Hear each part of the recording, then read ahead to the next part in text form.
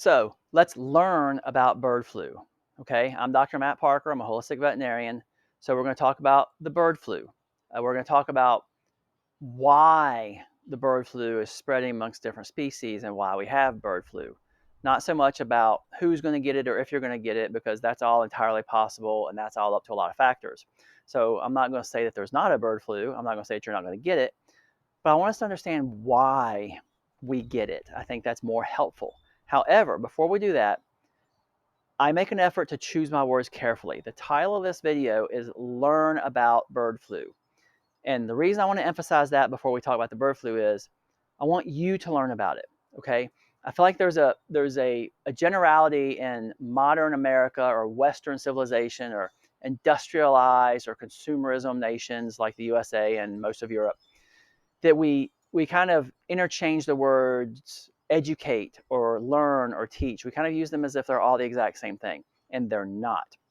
So to be taught something is to be given facts or perspectives or opinions that you take from someone else that you then make your own. So in the modern education system in school and even in veterinary school, somebody else before us has determined what's right or wrong. They've determined how things work. They've determined how math works, how science works, how biology works, how politics work, how social systems work. And I'm not saying they're wrong. What I am saying is you've been taught that. You've been given that information as solid truth, and you haven't really been given the opportunity to decide whether or not you believe it's true. Okay?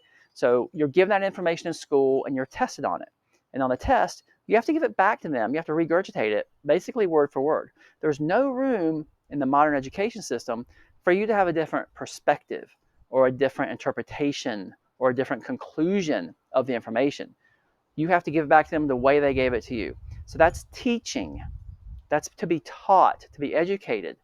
To be educated, to be taught means that they've given you what they want you to know. They, whoever they are, whoever you want they to be, they are giving you what they want you to know.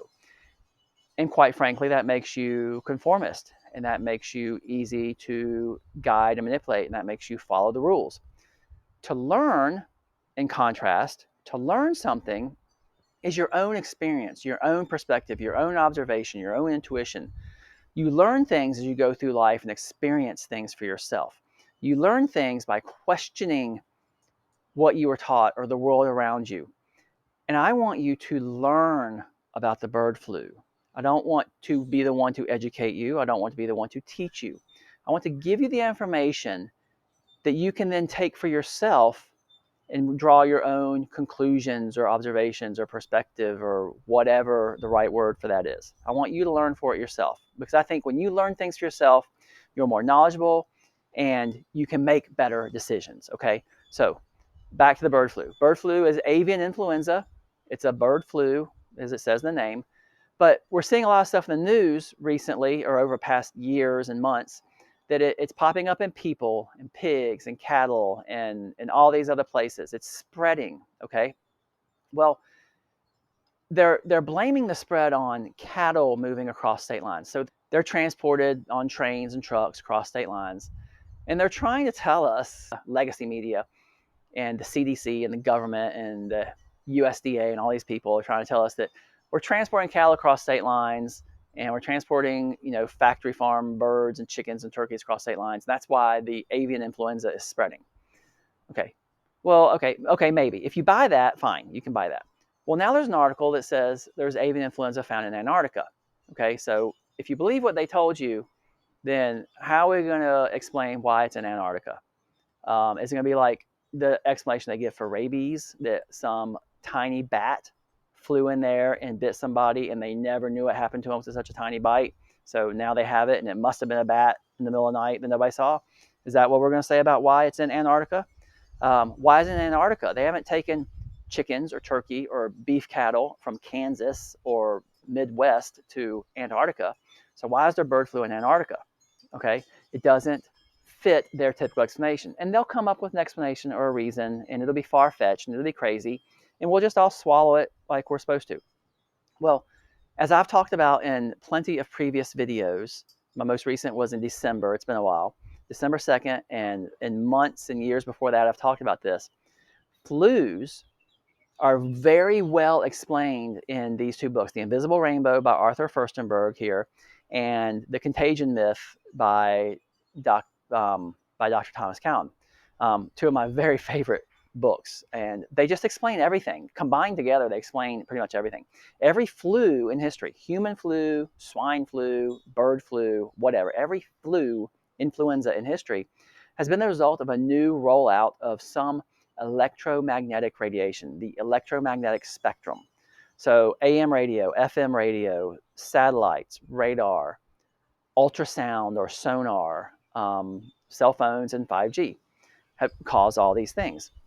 The reason that there's a flu in Antarctica, the same flu that's in New York City and the Midwest and spreading around the world in birds, is because we're all exposed to the same thing. The entire planet is bathed in this artificial radiation that is cell phone technology, and maybe there's not cell phone towers in Antarctica, because of the myriad, thousands of satellites that are put into our atmosphere in the electrical field of the Earth, the Starlink satellites. They're all over the Earth. They're affecting animals and people in Antarctica just like they are here in the United States. That's why there's a bird flu in Antarctica. So, yes, you could get the bird flu. Anybody can get the bird flu.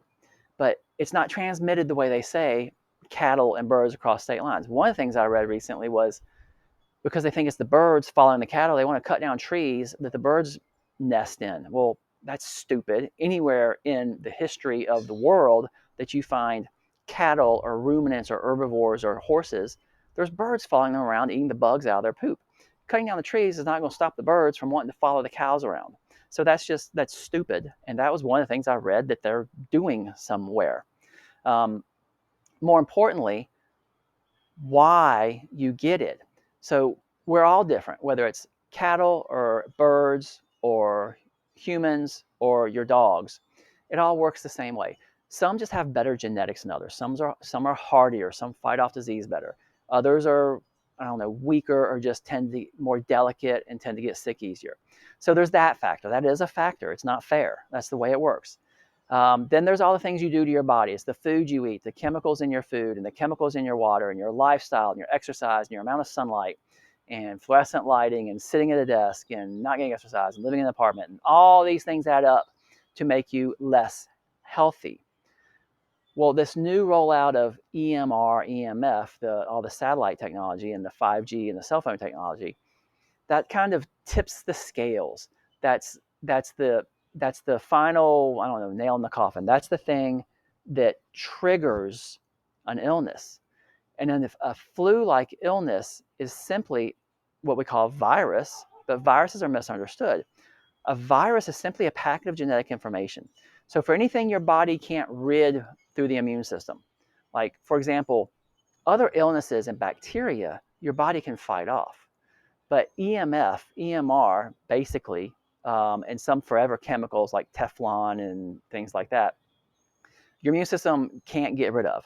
So what's it do? It creates these little packets of genetic information that circulate throughout the body that tell all the cells in your body to reprogram in a way to try to adapt to or live with this new electromagnetic radiation. You've got to adapt to it and live with it, or you're going to die and not make it.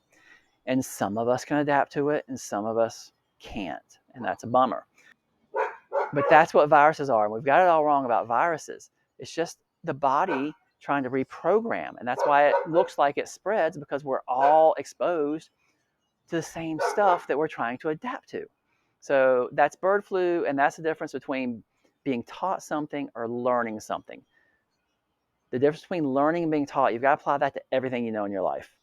Social situations, science, government, everything. It applies to everything. I'm not saying everything you've been taught is wrong, but you need to decide for yourself if you believe it or not, and if it is right or if it's wrong. Thanks for listening. Bye.